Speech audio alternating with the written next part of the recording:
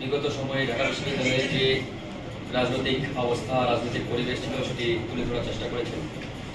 আমরা আসলে এমন একটা সময়ে ডাকসু নির্বাচন এবং নির্বাচন পরবর্তী একটা পরিবেশ পেয়েছিলাম, যেখানে আসলে মুক্তভাবে কথা বলা, মুক্তভাবে রাজনৈতিক চর্চা কিংবা চলাফেরা করার যে একটা মুক্ত পরিবেশ, সেটাও আসলে ছিল না। আমি আজকে আমার সহকর্মীদের আস্তে আস্তে বললাম যে বিগত 8-10 বছর পরে আজকে বোধহয় মুক্তভাবে ঢাকা বিশ্ববিদ্যালয় ক্যাম্পাসে আমরা হাঁটতে পারছি।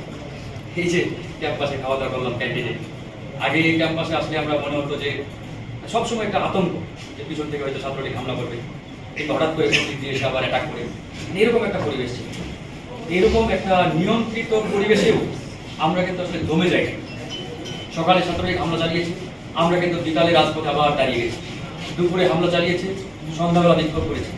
এই যে আমাদের একটা স্পিড, সেই স্পিড চলমান রেখেছিলাম বলেই কিন্তু ঢাকা বিশ্ববিদ্যালয়ের মতো একটা জায়গায় এখান থেকে কিন্তু এই গণঅভ্যুত্থানের যাত্রা বা গণঅভ্যুত্থানের শুভ সূচনা হয়েছে।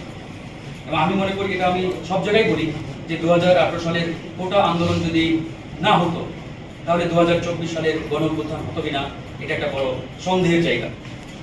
সুতরাং এই গণঅভ্যুত্থানের আনুষ্ঠানিক কিংবা প্রাতিষ্ঠানিক যদি বলেন, বীজটা আসলে 2018 সালের কোটা আন্দোলনের মাধ্যমে বহন হয়েছিল।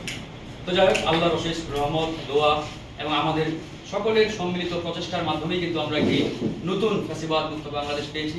তো এই ফ্যাসিবাদ মুক্ত বাংলাদেশকে নতুন করে বিনির্মাণ করার দায়িত্ব আমাদের সবার। এখানে গণ অধিকার বা আমরা যারা আগে ছিলাম, আমাদের উপরে দায়িত্ব একা কিংবা সাদিক কেন্দ্রের জন্য। আমি মনে করি এই নতুন বাংলাদেশ, এই নতুন ক্যাম্পাস বিনির্মাণের যে দায়িত্ব, এই দায়িত্ব কিন্তু আমাদের সবার উপর অর্পিত। আমরা যদি আমাদের জায়গা থেকে মুক্তভাবে উদার মন নিয়ে সেই লড়াই সংগ্রামের যাত্রাটা ভালোভাবে প্রসিড করতে পারি, এগিয়ে নিতে পারি, আমি বিশ্বাস করি যে আমরা একটা নতুন বাংলাদেশ, নতুন একটি ঢাকা ইউনিভার্সিটি আমরা আগামীর প্রজন্মকে উপহার দিতে পারবো। তো সেই জায়গা থেকে আমি সাদেক কেন্দ্রের প্রতি আহ্বান থাকবে আমার, যে তারা যাতে সেই উদার মনা মানসিকতা নিয়ে নতুন এক গণতান্ত্রিক ঢাকা বিশ্ববিদ্যালয় ক্যাম্পাস আগামীর প্রজন্মকে তারা উপহার দেওয়ার চেষ্টা করে, যেখানে কোনো দলাদলি, হানাহানি, রাজনৈতিক প্রতিহিংসা থাকবে না, গেস্টরুম থাকবে না, মারামারি থাকবে না। একটি সুন্দর স্বপ্নের ঢাকা বিশ্ববিদ্যালয়, যেটি আমরা বিগত সময়ে আসলে কল্পনা করেছিলাম, ভেবেছিলাম যে এরকম হবে, কিন্তু বাস্তবে সেই পরিবেশ আমরা কখনোই করতে পারি নাই। তো আল্লাহ একটা সুযোগ দিয়েছেন, সেটা আমরা সবাই কাজে লাগাই। তো কথা না বাড়াই, আমার পক্ষ থেকে, আমাদের দলের পক্ষ থেকে আপনাদের সবাইকে আবারও শুভেচ্ছা এবং অভিনন্দন। আল্লাহ হাফেজ।